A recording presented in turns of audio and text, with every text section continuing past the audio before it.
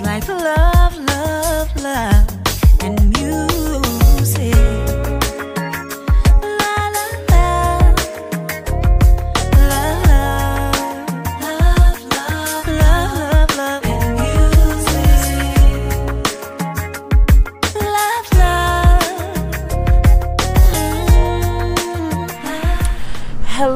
Hello everyone, thank you for tuning in. I am Jay Lee. This is Jay Lee's Corner. This is my review for 911 season 2 episode 5. I'm like, damn, already episode 5? But I forgot the premiere was like a 2-night premiere, so that was 2 hours, so I guess episode 5 makes sense.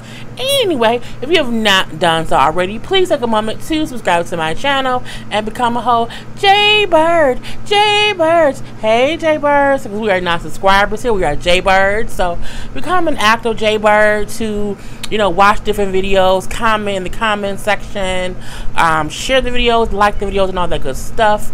Do not forget to also hit that notification bell, because that will let you know when I have new videos up on my channel, okay? And I will be live on my YouTube this Friday, as I am every Friday, at 10 p.m. This Friday will be special. I would say that it will be a little bit different. So, okay, I would suggest to tune in, because who knows, the next time I'll be doing the live the way I'm going to do live this Friday. So yeah, this particular episode of 911, I was like, okay, 911 being all good and stuff. Every single episode showing us stuff that's good. You know, we get up, we see Eddie waking up. He wakes his son up, so we see their whole little routine where, you know, they get up, brush their teeth together, do some push-ups together, and, you know, his son is handicapped, so the son is, even doing his version of push-ups, and you kind of see how Eddie is allowing the son to be his own person, to try to do things himself, to brush his teeth himself, to put his clothes on himself, to put his socks on himself. And even when Eddie will try to think to go help him, he kind of stops, because he realizes his son wants to be able to do things himself, kind of like he wants to be able to do things himself like his dad does. So it's really, really cute. And it looks like he just wants to be like his dad. So it's really, really cute or whatever. So, you know, from there, we see some ninjas. And I'm saying ninjas because that's what they call them. We see some little ninjas flipping around doing things. They're spray painting some building. And then the security guard sees them. And then he wants us to spring into action. Okay? So there's, you know what I'm saying, older white gentleman. Not older. He probably was in his 40s. Late 40s. Or whatever, maybe 50, I'm not sure, but you know what I'm saying, he's sprang into action. He's, you know, he's a little thickums, and you know, he's trying to stop them from spray painting. And when the kids run away, because they dressed in black like ninjas or whatever, and they run away, they're jumping over this and jumping over that like ninjas, he's chasing them. I'm looking like, bruh, don't do that. Just don't, because something bad gonna happen. Just no, help me, help you. Don't chase them.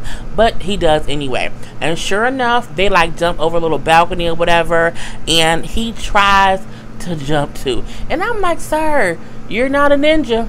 Don't do it.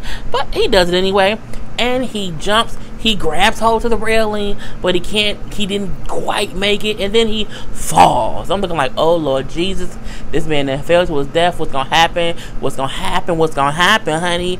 And then we see he was stuck in between the two buildings all night. He saw the whole sunrise, okay? And someone calls 911, said to come and save him, and they end up having, now luckily, you know what I'm saying, he was a little thickums, and he had a little bit of a gut, okay? And so because he had a little bit of a gut, he got stuck in between and did not fall all the way down to his death, okay? He was caught because of his belly, okay? I'm saying, get your little thickums. Thickums saves your lives. And so, of course, everyone gets, you know, Buck and Chimney and Dan and Eddie and Buck and Chimney, Buck, Bobby, Lord Jesus. They all get and they realize, okay, he not, you know, he can move his arms up a little bit, but he can't do too much, so they cannot get a rope down to pull him up. So they had to go to one of the buildings that had a thinner wall and cut a hole in and, you know, hammer a hole out to be able to put a hole right where he was to be at his feet to pull him through the walls. And they saved his life. And he said, you know, thank God for my belly. Yes, sir. thank God for your belly, because your belly saved your life. And it's like, okay, that's cute, cute, cute, cute, cute. So we then see Athena. Athena gets called into the captain's office, and she's like, usually when I get called in here, it ain't nothing good. So what's up this time? And then she's like, you haven't applied for the lieutenant's position in a while. What's up that? And she said, well, I applied for a few times. I applied for it 4 times and was denied 4 times because I was told, I don't have the skills, the skills to be able to lead, whatever. So I said, you know what, forget about it. I'm gonna go ahead and do my job, and I'm saying, I've been doing that for so long. And she's like, well, there's an opening. So, do you would you want to apply? She's like, well, I'll think about it, what I'm saying, and I can do it maybe next year or whatever. And she's like, no, how about next week? She's like, what? She's like I said, it's an opening, and if you want it, we can put you in there in an interim position until we get all the paperwork done, because you have what you need to do it. You know what I'm saying? Ain't no lines you gotta cross down to get it. It's kind of yours if you want it. And then she's like, you know what? Let me think it over. Give me a little time to think about it. She's like, I'll give you about a week or whatever, because she brings up how, people are retiring and they need somebody with authority figure, and somebody who has had years on the job to move up to that position, and she's the perfect person for that. And I'm like, okay, girl, okay. So we see that whole thing. So when she gets home, the kids have been brought her flowers because they're happy because they remember mom has won this position. Michael was happy because he remembered his wife wanted this position, even though they are not divorced. And they can see she's not that happy. I haven't taken the position just yet. You know what I'm saying? I haven't done that yet. And then, Michael's like, kids go, do whatever. Let us talk. And her and Michael have a conversation. He like, you've worked hard for this. You've always wanted this. Like, why you, what's going on? Why you, not happy? Why aren't you excited to take the position? And she brings up, that's something I wanted in my 20s. Like, in my 20s, I thought, the whole thing was to, move up the ranks and get these stripes, whatever. She's like, now I'm older. That's no longer my focus. You know what I'm saying? I care more about, my family, the people who love me, the people who I'm able to help, you know what I'm saying, to be in the streets every day. I don't know if I want to change that when things are going so good right now. And then, what I'm saying, she's like, I'm just so happy, why shift all of that for a pay bump? He like, it's not about a pay bump. You know what I'm saying? You worked your whole life, not your life, but you worked so hard for it, you would deserve it. It would be more than the pay. It'll be the recognition for the work you put in. I'm saying, the work you put in and the hard work you've done. And they the next step may be better than what you have now that you say is so good. I'm like, well, that's a little bit true, because you didn't want to divorce Michael, because you thought, oh my God, how can I find love again? And you already found love again, girl. So you never know how good it's going to be. The next call we get, a girl has her head stuck in a pipe. And then she's like, okay, what kind of, what's going on? Oh, well, it's in the back of a car. She's like, do you mean a tailpipe? She's like, yeah. This crazy white girl had her whole head stuck in the man's exhaust pipe. I'm like, what the fuck? Okay, they got like a bull riding bar or whatever. Everybody drunk. Some little young girls or whatever going on, being drunk and silly. The guy said, yeah, we was flirting with each other. And they like, you was flirting, and you went from flirting to having her put her head in your exhaust. Like, that doesn't even make any sense. And at what point of the flirtation does anyone say, can you put your head in the exhaust? Like, it's a lot of places to put a person's head when you're flirting. The exhaust pipe of someone's truck is never the... Who does that? It's just stupid. So, of course, they all come out and, they have to cut the tailpipe off. And they do like, I paid $1,200 for that tailpipe. Well, it's going to be half off right now because we have to cut it off to get her head out of there. And so, we see her friends who are with her, they're trying to flirt with Buck and Eddie. Why? Because Buck and Eddie is sexy. Buck like, no, I got a girlfriend, I can't do that. And then Eddie like, I'm saying, I can't do that, I got a son. I'm like, y'all both some bullshit answers, because Buck, your girlfriend ain't your girlfriend no more. She ain't here, she gone. She all the way gone. And Eddie, you can have a son and still date. Anyway, they cut the girl thing off her head, and she looks like, oh wow, you guys are really cute. Take your drunk ass home, girl. Take you and your drunk ass friends home. Because what if his car would exploded? What if you would have suffocated? What if your neck would have got broken. Like, girl, just stupid drunk people. Just stupid.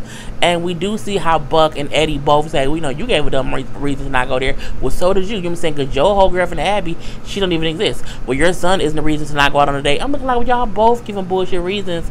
I, at one point, was like, do we like Eddie? And I'm like, I like the fact that Eddie and Buck has someone to play off of. You know what I'm saying? I like how they gave him, like, you know what I'm saying, a little Chippendale Rescue Ranger.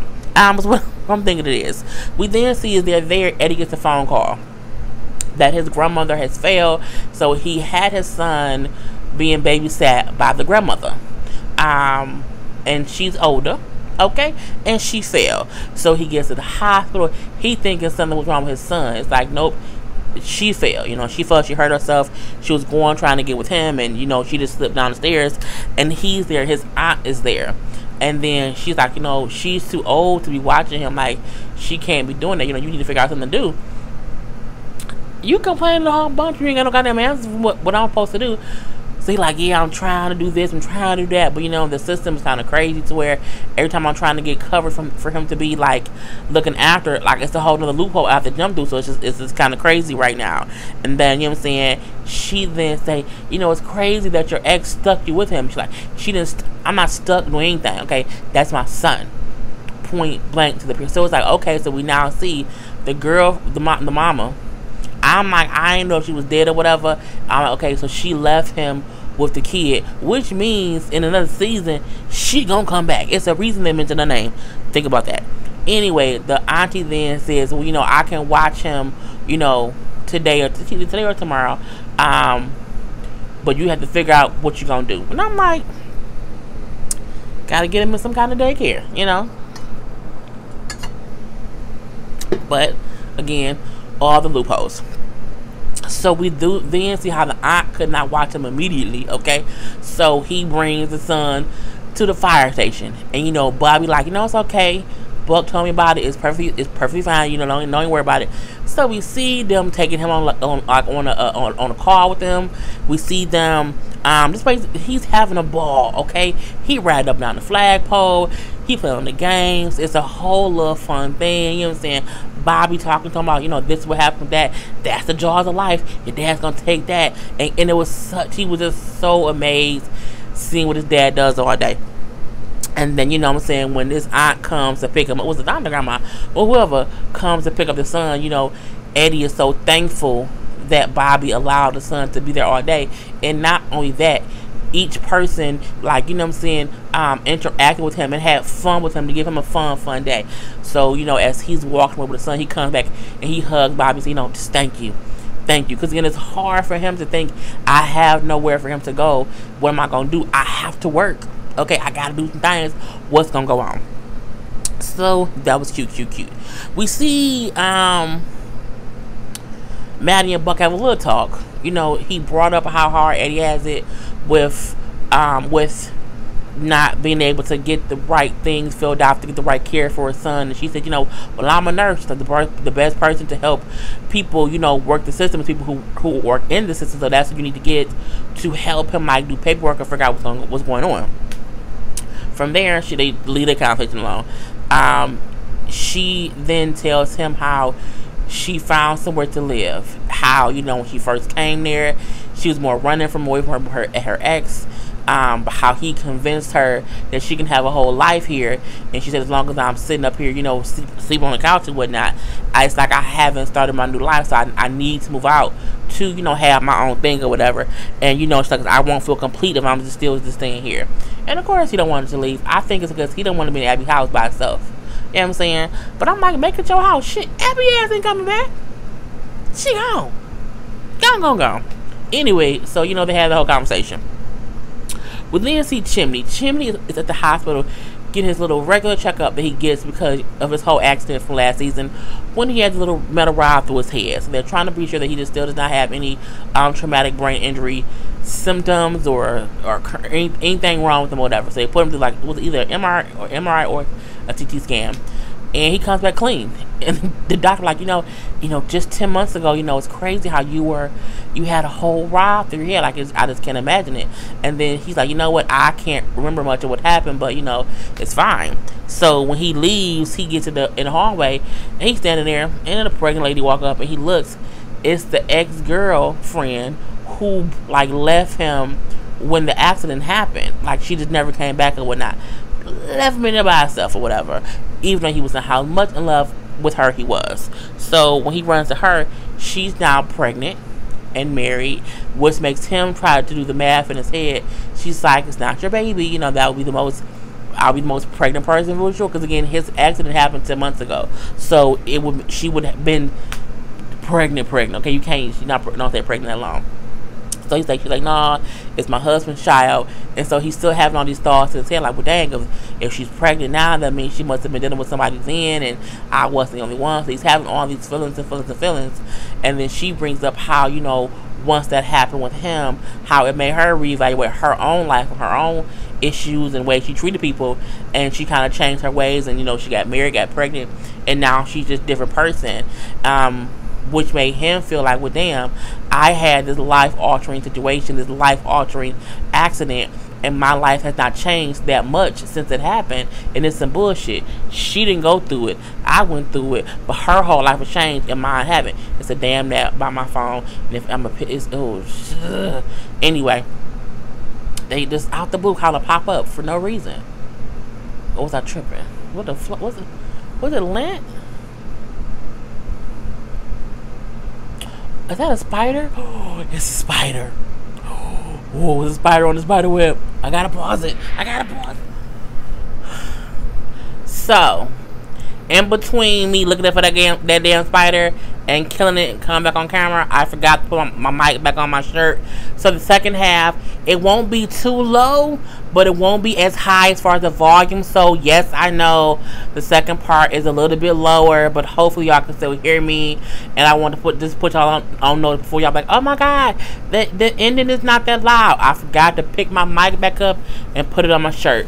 My bad. Okay, that's all I wanted. Here we go. I was like, that gnat is flying so slow. It was a whole spider. A little itty bitty spider was crawling up the little web or whatever. Okay, I killed it. Okay, I'm back. Anyway, what was I saying? Oh, he was saying how, he had this whole life altering thing and she didn't, and she has a whole different life and he does it. So it made him feel some kind of way. He just felt like, he should have changed, like something should have happened differently with him after the whole accident, because he survived. So if he survived, why couldn't something happen for him? So we then see it's an ATM machine, and people are going to the ATM machine, getting money, leaving. But as the receipts are coming out, they're like putting the receipts in the trash, not paying attention. And there was a dude in the ATM machine like writing notes on the receipt saying, help me, I'm stuck in the machine, and no one's paying attention. So the one guy who like looked at the receipt and hear the guy screaming, is like, I'm not gonna be on this prank show, you guys won't prank me. He leaves things as a prank. The girl who come, the dude made it to where she couldn't get her money, and so she then read the receipt that says, no cash, call 911, I'm stuck in the machine. So of course they get there, and we see how as they're saving him, everyone's having conversations about what's going on. You see Chimney and he talking about how he wants something to change.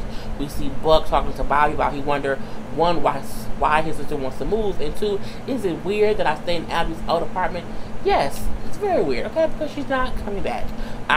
So he brings up how he wants Abby to be happy, but she's not coming. Like, she was supposed to be back, she did not come back, she's gone, and I'm only finding out what she's doing by watching her Facebook page. Like, I don't talk to her that much or whatever at all. And so it's crazy. And he like, I want her to be happy, but like, when will I start being happy too? When you stop calling her your girlfriend and move the fuck on, bro. Okay, move on, man, get out.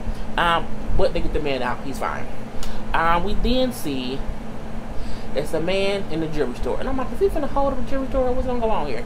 So he's in the jewelry store, and he is asking for a box, and he pulls out a like a ring pop ring. And the jewelry lady, she looking like, what the heck, what? He says, I came here a while ago, bought a diamond bracelet for my girlfriend. I gave it to her, you know what I'm saying? And I gave it to her, whatever. And she ended up pawning it and donating the money to like charity because I guess she just doesn't want expensive things. He says, so I have this ring, a ring pop. It isn't worth anything, but I want to give it to her in a fancy box. So is there a box here you can give me that I can propose to her with this? Of course, sir. Great, great, great. I was stuck right there. I can give you that. I don't know what that was. Anyway, you know, he's on the escalator going up to propose to her. And she's like, where are you at? I have to get back to work. You're taking all day. I'm going to leave. He's like, no, just turn around. And when she turns around, he's coming up on the escalator on one knee, opens the ring box, the fake ring, whatever. Will you marry me? Oh my God! Oh my God! And you hear, ah! The whole escalator breaks, and he falls down into like the great thing. I'm like, what the hell, bro? What's going on? Crazy, crazy, crazy. So they get there, of course, to help him. Chimney like jumps down to the thing to see what's going on, and then his leg, like the gear thing, like is in this artery, so he's bleeding really bad, losing a lot of blood, and then like, you know, he won't make it, we can't get him out of here, and he's conscious and stuff, so he's awake, but when they're getting him loose, he's like, and they're screaming, and then she's like, oh my God, they're like, ma'am, let him work, it's okay, let him work, so they pull him up, he's okay, he's talking, he's like, did she, what did she say? And they see her, and she's wearing the ring pop, and like she said yes.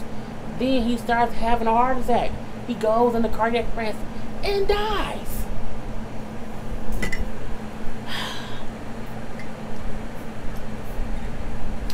I'm like, he died? I was so shocked. He wholeheartedly died. And I get it because I'm like, damn, Daniel. His name was Daniel. Damn, Daniel. And Chimney's sad because he's seen this man die from this traumatic incident, this traumatic accident. And he dies. And he died proposing to the love of his life, which made him feel like I lived and the girl who I was in love with left and went and married somebody else and had a whole life. So why am I alive and this dude is dead? You know, so he's talking to Bobby at the firehouse, and he's saying, like, you know, I just don't get why I survived. You know, why was I the one that lived, and I had kind of had nothing to live for, and he had everything to live for, and Daniel died. You know, it's kind of crazy. He's like, look, you know, you can change your life if you want to. You know, you don't have to kind of feel sorry about things that happen. He's like, no, you know, I had a whole life everything, like nothing has changed. And, you know, it's like, he said, it's like my life stops at the accident. I feel like sometimes I'm still stuck in that car. You know what I'm saying? It's hard how I remember it all the time. I remember this, I remember that. He like, wait, I thought you said that you didn't remember the accident. He like, no, I didn't say that. I remember it every day, all the time. It keeps me up at night. Like, it's all I think about. And I feel like I'm still stuck on that bridge. And he's like, you know, Bobby, you know, you're not stuck on that freeway by yourself alone. You know, you have us. You know, you're a great person, you know what I'm saying? You're here, and you have all of us. You know, he said a life-changing event can't change your life if you pretend it never happened. And he had been pretending nothing. Yeah, he had been pretending that he didn't remember what happened, like nothing kind of happened. And that's the why you ain't did shit yet, bro. So we then see Buck, and he invites Eddie over to the house. So I'm thinking, is he gonna have like Eddie be his roommate? Like, are they gonna like take turns watching the kid? Like, what's going? I was like, what's going on here? And he like, no, you know, I got a woman I want you to be. He like, man, look, I don't need you. Set me up on no dates. And I swear, when he said she's the perfect woman that you need, I said, is it Karla? Because I've been missing Karla. Is it Karla?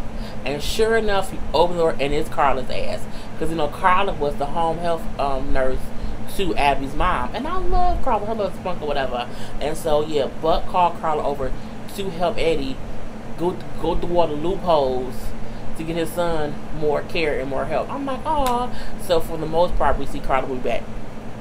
Great. We do see Chimney invite the ex-girlfriend to like brunch or whatever, and some called my damn throat. Probably I was choking. What was I had a pickle.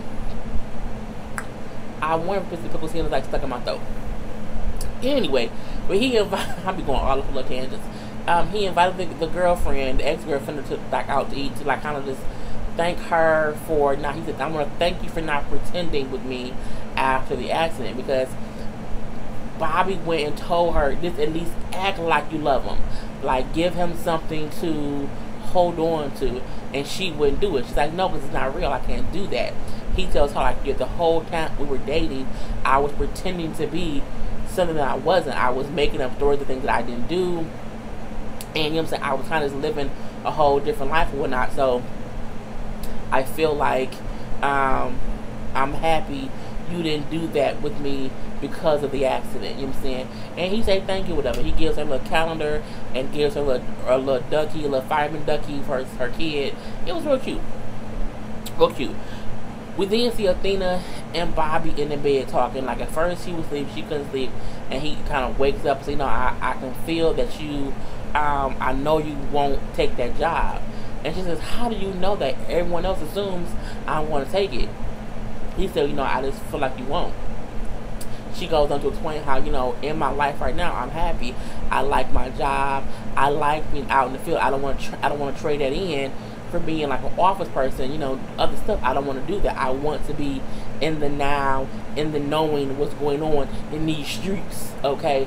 And he said, "I completely get it. That's how I am too. I want to be, give me my firehouse with my men until I can't do it anymore." Sometimes you don't want to go up the ladder because you're happy where you are. And I'm like, you know what? That's not even about being complacent. That's about, some people want to be in the thick of things. Like some people don't want, at my job, a person who was a regular therapist was promoted to being over the therapy department. And what she didn't realize was it would make her less clinical and more admin. And she didn't like that. And she ended up quitting. So it's the thing of, some people don't want to move up. They're more happy doing things and being involved with people and kind of being a part of the world versus in meetings, you know, all that other bullshit. You know what I'm saying? The whole the bureaucracy of it all. And so she's like, you know, that's why I'm happy in the streets doing my job. And then you're like, okay, can we go sleep now? She's like, well, maybe.